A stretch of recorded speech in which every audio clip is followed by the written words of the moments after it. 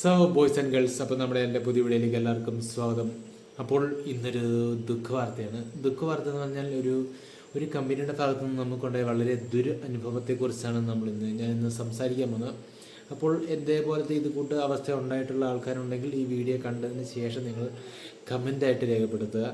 അപ്പോൾ നിങ്ങളുടെ അനുഭവങ്ങളൊന്ന് ഷെയർ ചെയ്യുക. അപ്പം ഞാനിന്ന് പറയാൻ പോകുന്നത് നമ്മുടെ ബോട്ട് എന്ന കമ്പനിയെക്കുറിച്ചാണ്. ബോട്ട് എന്ന് പറഞ്ഞ കമ്പനി എല്ലാവർക്കും അറിയാവുന്നതാണ്.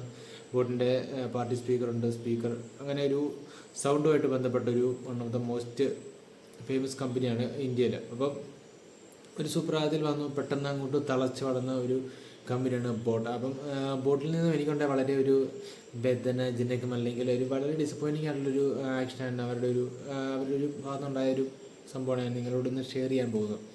അപ്പം ഞാൻ ബോട്ടിൻ്റെ ഒരു പ്രോഡക്റ്റ് മേടിച്ചായിരുന്നു. ബോട്ടിൻ്റെ പാർട്ടി പാൽ 185 എന്ന് പറഞ്ഞാൽ ഈ ഒരു പ്രോഡക്റ്റ് മേടിച്ചിട്ടുണ്ടായിരുന്നു. ഇപ്പോൾ ഒരു വർഷം പോലും ആയില്ല ഞാൻ മേടിച്ചിട്ട്. ഫ്ലിപ്കാർട്ടിൽ നിന്നാണ് ഞാൻ മേടിച്ചത്. അപ്പം ഇതിന് ഒരു 6-8 മാസം കൊണ്ടായിട്ടുള്ള സാധനം മേടിച്ചിട്ട്.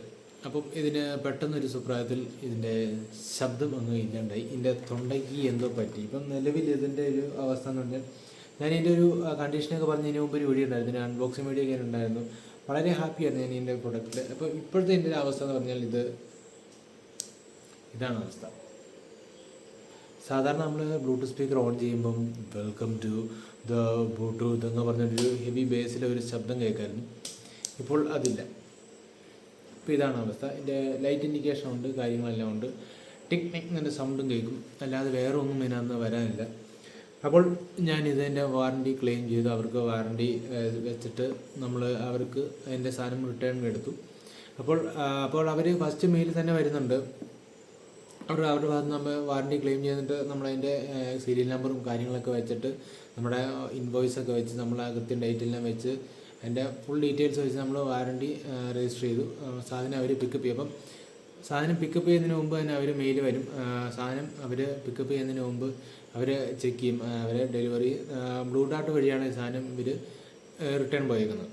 അപ്പോൾ ഇത് ഫസ്റ്റ് സിനിമയിൽ തന്നെ അവർ പറയുന്നുണ്ട്, ആ സ്പോട്ടിൽ അല്ലെങ്കിൽ നമ്മൾ കൊടുത്തു വിടുമ്പോൾ എന്തെങ്കിലും ഡാമേജ് ഉണ്ടെങ്കിൽ തന്നെ ഡോർ സ്റ്റെപ്പിൽ അവർ ആ സാധനം റിജക്റ്റ് ചെയ്യും. അത്തരത്തിലുള്ള ഒരു പ്രോബ്ലം ഇതിന് ഫിസിക്കലായിട്ട് ഞാൻ കൊടുത്തു വിടുമ്പോൾ ബാക്കി ചെയ്ത് വിടുമ്പോൾ ഒന്നുമില്ല. ഇതിന് നിലവിൽ ഒരു പ്രോഡക്റ്റ് ഇത് ഈ ഒരു കംപ്ലയിൻറ്റ് മാത്രമേ ഉള്ളായിരുന്നു. ഞാൻ പറഞ്ഞില്ല, ആ മെയിലത് അവർ പറഞ്ഞിട്ടുണ്ട്. ഞാൻ മെയിലിനെ സ്ക്രീൻഷോട്ട് ഞാൻ ഈ സൈഡ് വെക്കാം. അപ്പോൾ ഇതിൽ എന്തെങ്കിലും കംപ്ലയിൻറ്റ് ഉണ്ടെങ്കിൽ അവർ അതിൻ്റെ ഡോർ സ്റ്റെപ്പിൽ തന്നെ അവർ റിജക്റ്റ് ചെയ്യും. ഫിസിക്കലായിട്ട് എന്തെങ്കിലും പ്രശ്നമുണ്ടെങ്കിൽ പൊട്ടലോ ചീറ്റിലൊക്കെ ഉണ്ടെങ്കിൽ.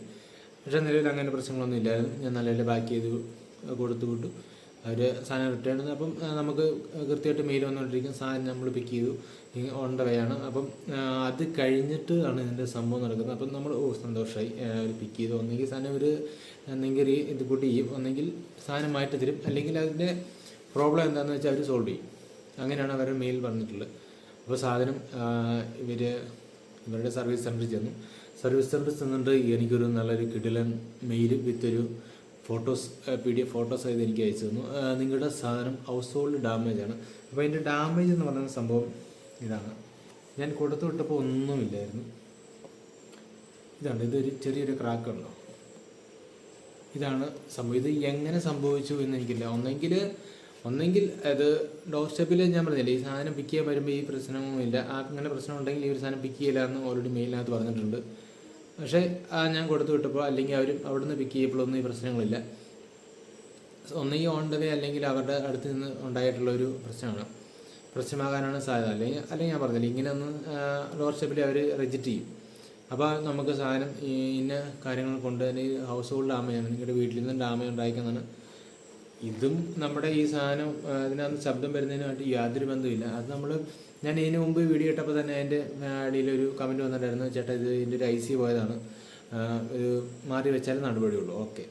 അപ്പം നമ്മളിത് വാറണ്ടി ക്ലെയിം ചെയ്യാനായിട്ട് ഇങ്ങനെയൊക്കെ നമ്മൾ അയച്ചു. ഇവർ സാധനം റിട്ടേൺ വന്നു, ഇത് ഹൗസ് ഹോൾഡ് ഡാമേജാണ്, നമുക്ക് നന്നാക്കാൻ പറ്റില്ല, റിട്ടേൺ വന്നു. അപ്പോൾ ഞാൻ ഓർത്ത് ഇനിയിപ്പം കൊറിയർ സർവീസ് വഴി പോയപ്പോൾ അവിടെ എന്തെങ്കിലും വെയിറ്റൊക്കെ വെച്ച് പൊട്ടിത്തായിരിക്കാം, അല്ലെങ്കിൽ ഇവർ പൊട്ടിച്ചാണോന്നും നമുക്കറിയത്തില്ല. അത് കഴിഞ്ഞിട്ട് എനിക്ക് 2 ദിവസം കഴിഞ്ഞപ്പോൾ ഇതിൻ്റെ മുമ്പത്തെ വീഡിയോ കണ്ടിട്ട് എനിക്കൊരു പയ്യൻ മെസ്സേജ്, ചേട്ടൻ്റെ ഈ പ്രോഡക്റ്റ് റെഡിയായി കിട്ടിയോ? ഞാൻ പറഞ്ഞില്ല, സംഭവം റെഡിയായിട്ടില്ല. അപ്പം പയ്യനും ഇതേ കംപ്ലൈൻ്റാണ്. സാധനം വർക്ക് ചെയ്യാൻ പെട്ടെന്ന് സുപ്രഭാതത്തിൽ ഇതേ അവസ്ഥയായി. ഇത് ലൈറ്റ് തെളിഞ്ഞിരിക്കും, വേറെ ഒരു പരിപാടിയില്ല, ശബ്ദമില്ല. അപ്പം അവനും ഇതുപോലെ തന്നെ വാറണ്ടി ക്ലെയിം ചെയ്യാൻ അവർ റിട്ടേൺ കൊടുത്തു. അപ്പോൾ പുള്ളിക്ക് ഇതുപോലെ തന്നെ നിങ്ങളുടെ സാധനം ഹൗസ് ഹോൾഡ് ഡാമേജാണ്. അതിനകത്ത് പ്രത്യേകിച്ച് ഫോട്ടോസൊന്നുമില്ല, ജസ്റ്റ് മെയിൽ മാത്രമേ ഉള്ളൂ. ഹൗസ് ഹോൾഡ് ഡാമേജാണ് ഇത്, അതുകൊണ്ട് നമുക്ക് നന്നാക്കാൻ പറ്റില്ല. നമ്മുടെ ഇതിൻ്റെ ബോട്ടിൻ്റെ ഓതറൈസ് സർവീസ് സെൻറ്ററിലൊക്കെ നമ്മൾ അന്വേഷിച്ച് പറഞ്ഞാൽ ഇതിൻ്റെ സ്പെയറോ അല്ലെങ്കിൽ ഇതിൻ്റെ ഒരു തരത്തിലുള്ള സാധനങ്ങൾ ഇവർക്ക് കിട്ടുന്നില്ല. ഞാൻ പറഞ്ഞു ഇതിപ്പം നമ്മൾ വാറണ്ടി റിജക്റ്റ് ചെയ്തു, ഇപ്പോൾ ഒന്നും ചെയ്യാനില്ല, ഒന്നെങ്കിൽ നമ്മൾ കയ്യിൽ നിന്ന് കാശ് കൊടുത്ത് നന്നാക്കണം. ഓക്കെ, നമ്മളതിന് റെഡിയാണ്. അപ്പോൾ നമ്മളിത് അതിൻ്റെ ഒരു ഓതറൈസ്ഡ് സർവീസ് സെൻറ്ററിൽ അന്വേഷിച്ചപ്പോൾ പുള്ളിയും പറയുന്നത് ഇവർക്ക് ഇതിൻ്റേതായിട്ടുള്ള എന്താ പറയുക ഒന്നും കിട്ടുന്നില്ല, ഇതിൻ്റെ സ്പെയറോ ഇതിൻ്റെ ICO കാര്യങ്ങളോ ഒന്നും കിട്ടുന്നില്ല. അപ്പം ഇതിപ്പോൾ നിലവിൽ ട്രോഫി ആയിട്ടിരിക്കാനാണ് സാധ്യത. അപ്പം എന്താ പറയുന്നുള്ളത്, നിങ്ങളിത് ഇപ്പോൾ നമ്മൾ ഷോപ്പിൽ നിന്ന് മേടിക്കുമായിരുന്നെങ്കിൽ നമുക്ക് കുറച്ചും കൂടെ റിസ്ക് കുറവുണ്ടായിരുന്നു. എന്താ പറയുക, നമുക്ക് നേരെ ഷോപ്പുമായിട്ട് ബന്ധപ്പെട്ടാൽ മതിയായിരുന്നു. ഇപ്പോൾ നമ്മൾ ഫ്ലിപ്കാർട്ട് ത്രൂ ആണ് മേടിച്ചത്. ഫ്ലിപ്കാർട്ടുമായിട്ട് ഇതിന് ഒരു ബന്ധമില്ല.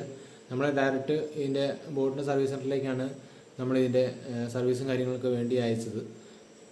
പക്ഷേ ബോട്ട് നമ്മളെ ചതിച്ച് എന്താ ചെയ്യുക. അപ്പം ഇത്തരത്തിലുള്ള ഇത് കൂട്ടി ഈ സാധനമൊക്കെ മേടിച്ച് പണി കിട്ടിയിട്ടുണ്ടെങ്കിൽ നിങ്ങളൊന്ന് ജസ്റ്റ് ഒന്ന് കമൻറ്റ് ചെയ്യുക. പിന്നെ ദൈവത്തെ ഓർത്ത് ഈ ബോട്ടിൻ്റെ പ്രൊഡക്റ്റ് വാങ്ങാതിരിക്കുക. അപ്പോൾ നമ്മൾക്ക് ഇതിനിങ്ങനെ അബദ്ധം പറ്റി. അപ്പം എനിക്ക് മാത്രമല്ല, എൻ്റെ ഇതുപോലെ തന്നെ ഒരു പയ്യനും എനിക്ക് മെസ്സേജ് അയച്ചു, ചേട്ടാ ഇതുപോലെ ഇങ്ങനെ സെയിം പ്രശ്നം പുള്ളിക്കും വന്നു. അവരും ഇതുപോലെ തന്നെ പുള്ളിയുടെ വാറണ്ടി പുള്ളിയും ഇത് വീട്ടിൽ അവരെ ഇവിടുന്ന് അയച്ചപ്പോൾ അല്ലെങ്കിൽ പുള്ളി അത് റിട്ടേൺ അയച്ചപ്പോൾ ഒരു കംപ്ലൈൻറ്റും ഇല്ലാത്ത സാധനമായിരുന്നു. അല്ലെ ഒരു തരത്തിലുള്ള ക്രാക്കോ ഒരു തരത്തിലുള്ള പ്രശ്നങ്ങളോ ഇല്ലാത്ത നമ്മൾ ഇതുപോലെ തന്നെ അയച്ചു കൊടുത്തു. ഞാനിത് അയച്ചു കൊടുത്തപ്പോൾ എനിക്ക് ഇങ്ങനത്തെ ഞാൻ പറഞ്ഞത് ഈ ഒരു ക്രാക്കും കാര്യങ്ങളൊന്നും ഇവിടെ ഇല്ല. അപ്പം ഞാൻ ഓർക്കുന്നത് ചിലപ്പോൾ ഒന്നെങ്കിൽ കൊറിയർ സർവീസിന് ഭാഗത്തുണ്ടായ എന്തെങ്കിലും മിസ്റ്റേക്ക് ആയിരിക്കും, അല്ലെങ്കിൽ വെയിറ്റ് വെച്ചതോ അല്ലെങ്കിൽ ഈ പാക്കിങ്ങിൻ്റെ പക്കത്തേക്ക് വേറെ ഓവർലോഡൊക്കെ വന്നിട്ട് ചിലപ്പം പൊട്ടിയതായിരിക്കാം എന്ന് നമ്മൾ വിശ്വസിച്ചു. പക്ഷേ ഇതുപോലെ ഇതേ സെയിം സിറ്റുവേഷൻ തന്നെ ഒരാൾക്കും ഉണ്ടായി. ഇനിയിപ്പോൾ ഇതുപോലെ നിങ്ങൾക്ക് കൊണ്ടുപോയിട്ടുണ്ടോ എന്ന് എനിക്കറിയത്തില്ല. അപ്പം എന്താണെങ്കിലും ഞാൻ പറഞ്ഞു തന്ന ഇത്രേ ഉള്ളൂ. അപ്പം ഇമാതിരി സാധനങ്ങൾ മേടിക്കുമ്പോൾ നിങ്ങൾ എസ്പെഷ്യലി ബോട്ടിൻ്റെയൊക്കെ സാധനം മേടിക്കാണ്ടിരിക്കുക. അത്രേ എനിക്ക് ഇതിനകത്ത് പറയത്തില്ല. നമ്മളെ വളരെ എന്താ പറയുക, ഒരുമാതിരി തേച്ച പരിപാടിയായിപ്പോയി. അപ്പം ബി കെയർഫുൾ. ഞാനിത് ഒരിക്കലും റെക്കമെൻഡ് ചെയ്യില്ല. ബോട്ടിൻ്റെ ഒരു പ്രോഡക്റ്റും ഇനി റെക്കമെൻഡ് ചെയ്യില്ല. ഇതിപ്പോൾ നമുക്കൊന്നും ചെയ്യാൻ പറ്റില്ല. ഇതിൻ്റെ IC പോയതാണ്, IC കിട്ടാനില്ല, ഒരിടത്തും IC കിട്ടാനില്ല. ഇനി അല്ലെങ്കിൽ അതിൻ്റെ IC ഒക്കെ മറ്റേ റീവോൾ ചെയ്യുന്ന പോലെ എന്തെങ്കിലുമൊക്കെ അഴിച്ച് ശരിയാക്കാൻ പറ്റുന്ന ആരെങ്കിലുമൊക്കെ ഉണ്ടെങ്കിൽ നമ്മൾ കൊണ്ടുപോയി കൊടുക്കണം. അപ്പോൾ എന്താണെങ്കിലും നമ്മൾ കയ്യിൽ നിന്ന് കഴിച്ച് കൊടുത്ത് കടിക്കുന്ന പട്ടീനെ മേടിക്കുന്ന ഒരു അവസ്ഥയായിട്ടുണ്ട്.